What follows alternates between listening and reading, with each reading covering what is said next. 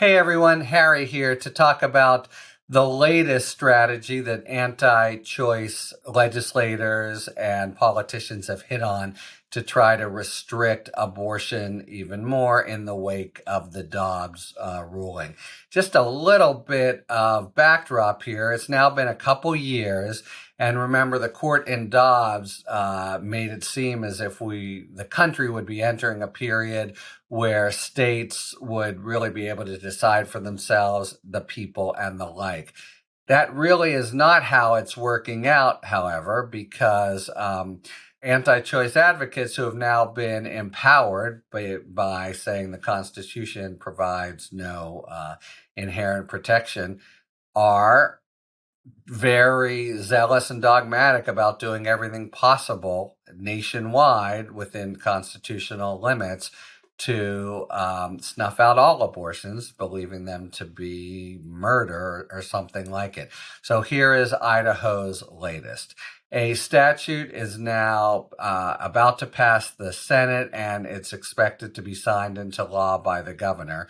Idaho is already a very strict state. Abortions are illegal after 6 weeks, except for the life of the mother.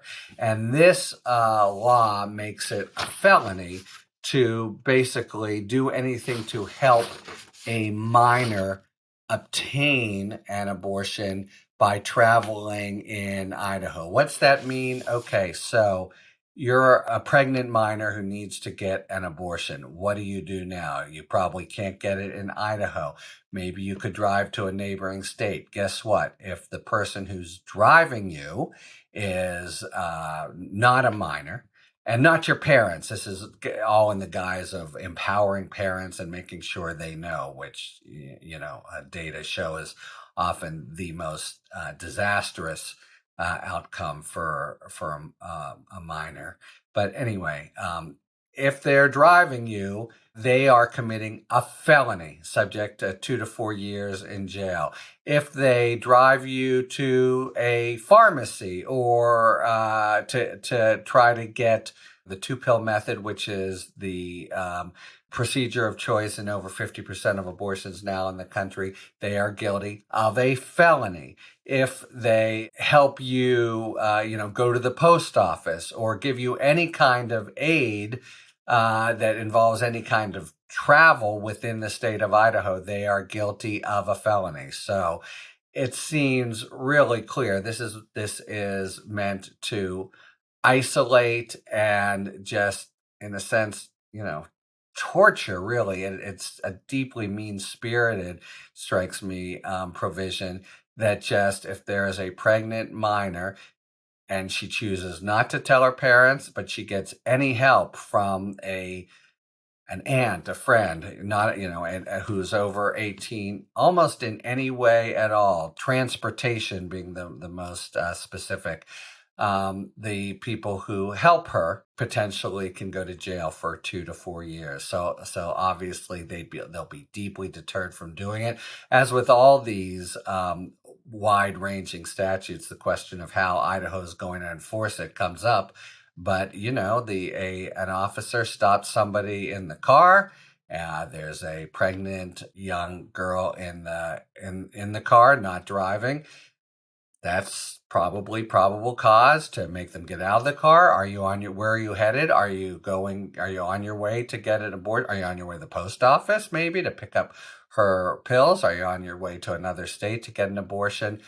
That's a felony, and you arrest the person who's helping. So it is really makes it, when it passes, and it looks as if it will, it just ensures that minors who are already in a very emotionally trying position can almost not have anyone they can turn to without there being felons. It's almost like this might be too facile an analogy, but think about the Fugitive Slave Act, where anyone who would help an escaping slave could be themselves put into jail. It just sort of puts it is meant to drive a wedge in the most sort of important affective relations between girls and the people they would turn to.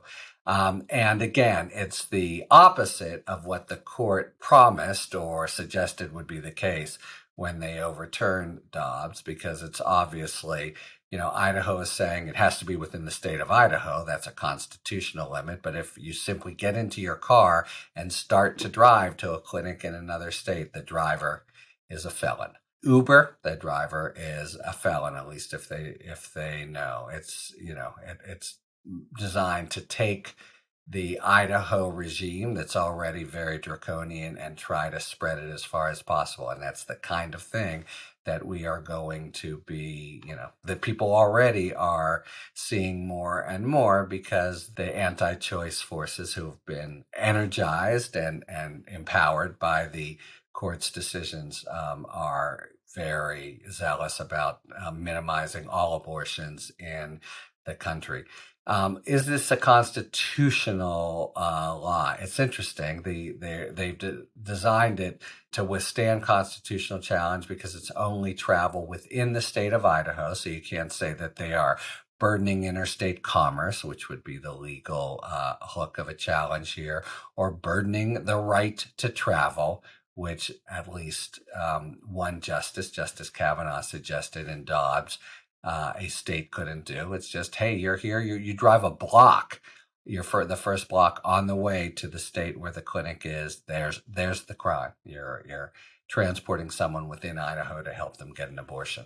So it's going to go into law. It looks. Then we'll see what the enforcement regime looks like. It's kind of Orwellian and terrifying in a way, and designed to terrify also the most vulnerable of pregnant women, minors who really can't turn to their parents. Okay, so it'll be law soon. We'll see what happens, and we kind of monitor the landscape of other clever strategies to try to, in the post-Dobbs era, get at what would have been constitutionally protected rights. But it's really now not just the abridgment of constitutional rights for so many women, but also the method and the kind of pitting of friend against friend, doctor against patient, and the like. So an ugly time in America in the post-Dobbs regime, and not at all what the Supreme Court suggested would be happening when they overturned Roe v. Wade. So there you have it for now. Obviously more is to come here in this overall national battle ground, the whole nation being a battleground, especially the more conservative states. So we'll follow it with, some trepidation and report on big developments. Until then, talk to you later. Thanks for tuning in. If you enjoyed this video and other Talking Feds content, please take a second to like and subscribe. Talk to you later.